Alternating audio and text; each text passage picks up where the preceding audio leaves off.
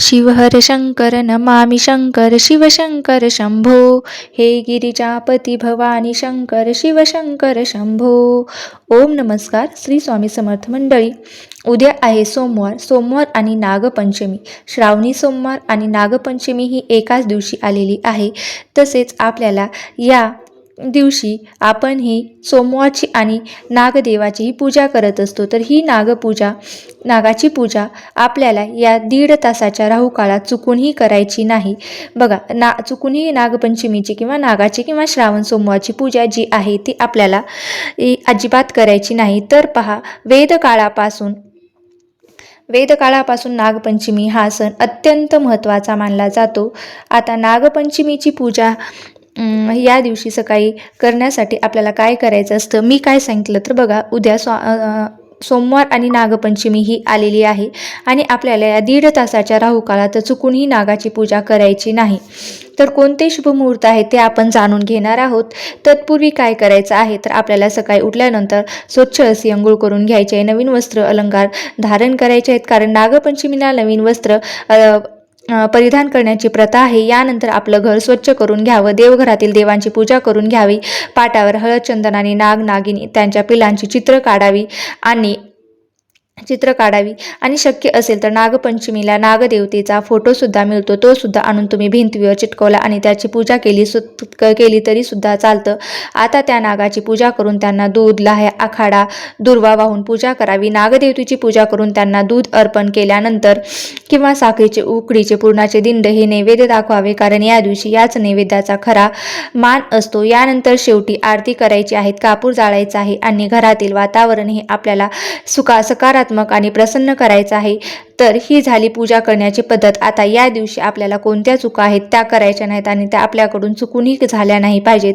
तर या दिवशी आपल्याला कोणत्या चुका झाल्या नाहीत तर बघा, या पूजेत नागपंचमीच्या दिवशी या व्यतिरिक्त याचे वाईट परिणाम जे आहेत ते आपल्याला भोगावे लागतात, कारण संकट अडचणी आपल्या मागे लागत असतात आणि म्हणून आपल्याला उद्या नागपंचमीच्या दिवशी काहीच नाही केले तरी चालेल, पण या चुका आपल्याला आवश्यक टाळायच्या आहेत, आपल्या हातून होता कामा नयेत. तर यामध्ये पहिली चूक अशी आहे की नागपंचमीच्या दिवशी कधीही चिरू नका, कापू नका, तळू नका किंवा चुलीवरती तवा सुद्धा ठेवू नका, कारण तवा हा नागाच्या फणीसारखा मानला जातो आणि म्हणून या दिवशी चुलीवरती आपल्याला हा तवा ठेवायचा नाही किंवा गॅसवरती तवा ठेवणे हे अशुभ मानले जाते. म्हणून या दिवशी तव्याचा वापर आपल्याला करायचा नाही.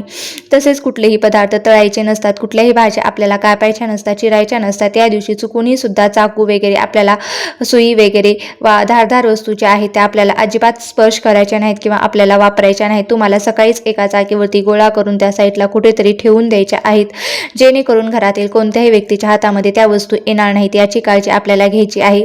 त्याचबरोबर या दिवशी जमीन खणू नये, शेतीमध्ये नांगर घालू नये किंवा मग मशागतीची जी काही कामे आहेत ती सुद्धा करू नये. तसे झाडे लावणार असतील तर या दिवशी सुद्धा आपल्याला एक पाप होत असतं, ते म्हणजे आपण चुकून सुद्धा या दिवशी आपण झाडे झुडपे तुम्ही लावण्याचा प्रयत्न करू नका. कारण आता तुम्ही म्हणाल की आपल्या घरी जनावरे आहेत, मग त्यांना चारा आणावा लागतो, आता घास आणावाच लागतो.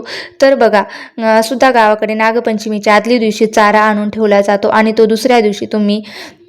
तो भरपूर आणून ठेवला जातो आणि दुसऱ्या दिवशी तो घास आणून ठेवा आणि तो त्यांना तसाच कापायचा असतील तर तो आधीच कापून ठेवा आणि जेणेकरून तुम्हाला तो तसाच त्यांना टाकता येईल, गरज पडली तर तसाच टाकता येईल. अशा प्रकारे या दिवशी आपल्याला ही जी चूक आहे ती करायची आहेत आणि अशा खूप काही चुका होतात त्या आपल्या हातून झाल्या नाही पाहिजेत. परंतु जिवंत सापाला कधीच दूध पाजलं जात नाही, यामुळे त्या सापाच्या आरोग्याला मोठा धोका होत असतो. म्हणून फक्त ज्योतिषशास्त्रानुसार आपल्या शास्त्रानुसार नागाच्या प्रतिमेला किंवा नागाचे आपण जी काही चित्र लावतो तर तिथेच दुधाचा नैवेद्य अर्पण केला जातो. म्हणून ही एक महत्त्वाची गोष्ट सुद्धा तुम्हाला ध्यानात ठेवायची आहे. त्याचबरोबर या दिवशी कोणाशी वादविवाद, क्लेश वातावरण करायचं नाही. जेवढे शांत वातावरणात तुम्हाला घरामध्ये ठेवता येईल तेवढं शांत वातावरण ठेवायचं आहे. आता आपण जाणून घेणार आहोत की उद्या श्रावण सोमवारची आणि नागपंचमीची पूजा ही कोणत्या 1.5 तासाच्या राहुकाळामध्ये आपल्याला करायची नाही. तर पहा, वैदिक ज्योतिषशास्त्रानुसार राहुकाळ हा छायाग्रह मानला जातो आणि हा दररोज 90 मिनिटांचा राहुकाळ येत असतो. राहुकाळामध्ये नकारात्मक शक्तीचा हा प्रभाव जास्त असतो आणि या काळात केलेली कोणतीही पूजा, शुभ कार्य जर आपण केले तर त्याचं फळ हे आपल्याला प्राप्त होत नाही किंवा मिळत नाही. या व्यतिरिक्त वाईट परिणाम जे आहेत तर ते आपल्या आरोग्यावरती होत असतात, ते आपल्याला भोगावे लागतात. म्हणून या राहू काळात अशुभ मानला जातो. राहू काळ जो आहे तर तो एक छायाग्रह असून तो भ्रम आणि विघ्न निर्माण करतो आणि म्हणून या काळात आपल्याला 1.5 तासाच्या राहू काळात ही पूजा करायची नाही. आता नागपंचमीच्या दिवशीचा राहू काळ असणार आहे तो म्हणजे बघा कधी असणार आहे तर 7:52 पासून ते 9:27 हा या वेळेमध्ये आपल्याला हा राहू काळ असणार आहे. हा राहू काळ सकाळी असणार आहे. आपल्याला चुकूनही श्रावण सोमवारची पूजा किंवा नागपंचमीची पूजा या काळामध्ये करायची नाही की सकाळी सकाळी आपल्याला काहीतरी कामं असतात म्हणून आपण करून घेतो किंवा आपल्याला ऑफिसला वगैरे जायचं असतं म्हणून आपण सुद्धा लवकर पूजा करून घेतो. आपल्याकडनं होणार नाही याची काळजी तुम्हाला घ्यायची आहे. राहू काळ तुम्हाला पूजेसाठी वर्ज करायचा आहे. 9:30 नंतर तुम्ही उद्या कधीही दिवसभरामध्ये पूजा करू शकता किंवा सकाळी 8च्या अगोदर तुम्ही पूजा करण्याचा प्रयत्न करा. उद्याचा जो शुभ मुहूर्त असणार आहे तो पूजा करण्यासाठी तर तो कोणता शुभ मुहूर्त असणार आहे तर बघा उद्या सकाळी 6 वाजल्यापासून ते 7:30 वाजेपर्यंत अतिशय शुभ मुहूर्त आहे आणि या शुभ मुहूर्तामध्ये किंवा या वेळेमध्ये तुम्ही नागपंचमी आणि श्रावण सोमवारची पूजा ही अवश्य करू शकता. तसेच या दिवशीचा दुसरा शुभ मुहूर्त आहे तो म्हणजे दुपारी 11:59 सुरू होणार आहे आणि दुपारी 12:51 हा सुद्धा 1 तासाचा शुभ मुहूर्त असणार आहे.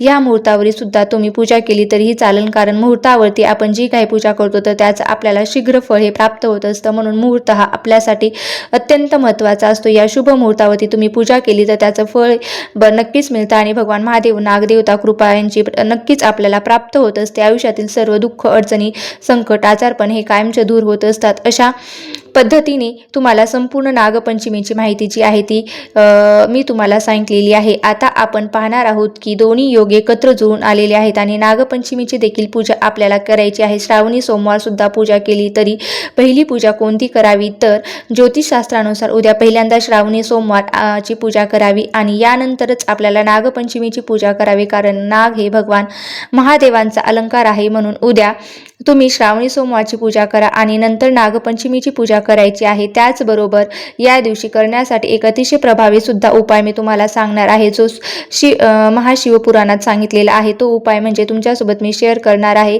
यामुळे काय होतं तर घरामध्ये काही अडचण असते, नवरा बायकोचे भांडण, वादविवाद असते, सतत ताणतणाव, क्लेश असतात, त्याचा सुद्धा परिणाम आपल्या घरावरती होत असतो, आपल्या कुटुंबावरती, आपल्या मुलावरती होत असतो. म्हणून जर तुमच्या घरामध्ये जर खरंच समस्या असेल, नवरा बायकोचा अजिबात पटत नसेल, कोणती गोष्ट बोलायला गेले की तो ऐकत नसेल, त्याचं रूपांतर भांडणामध्ये होत असेल, बायको व्यवस्थित वागत नसेल, नवरा व्यवस्थित वागत नसेल, गैरसमज असतील तर हा उपाय नक्की तुम्हाला करायचा आहे. तर तो कसा करायचा आहे, कधी करायचा आहे आणि कोणी करायचा आहे, एकाने करायचं की दोघांनी मिळून हे व्रत करायचं आहे. आणि बघा काय करायचं आहे, एक तांब्याचा किंवा पितळचा जो नाग असतो ना तो तुम्हाला घ्यायचा आहे. फक्त जाऊन तुमच्या घराजवळ असणाऱ्या महादेवाच्या मंदिरात जाऊन शिवलिंगावरती अर्पण करून यायचं आहे आणि दोन्ही हात जोडून तुमची जी काही समस्या आहे तर ती तुम्हाला सांगायची आहे. आणि फक्त एवढा उपाय तुम्ही मनोभावे श्रद्धेने करा. 100% तुमच्या नात्यात गोडवा निर्माण झाल्याशिवाय राहणार नाही. तुमच्यामध्ये जे काही वादविवाद आहे ते कुठेतरी तुम्हाला नक्कीच कमी झालेले जाणवतील. हा एक उपाय सुद्धा तुम्ही अवश्य करून पहा. तर ही अत्यंत महत्त्वाची माहिती मला तुमच्यासोबत शेअर करायची होती. ही जर माहिती तुम्हाला आवडली असेल तर नक्की लाईक करा, शेअर करा आणि चॅनलवरती नवीन असाल तर सबस्क्राईब करायला विसरू नका. धन्यवाद. शिवहर शंकर नमामि शंकर शिवशंकर शंभो, हे गिरिजापती भवानी शंकर शिवशंकर शंभो. ओम नमः शिवाय. ओम नमः शिवाय.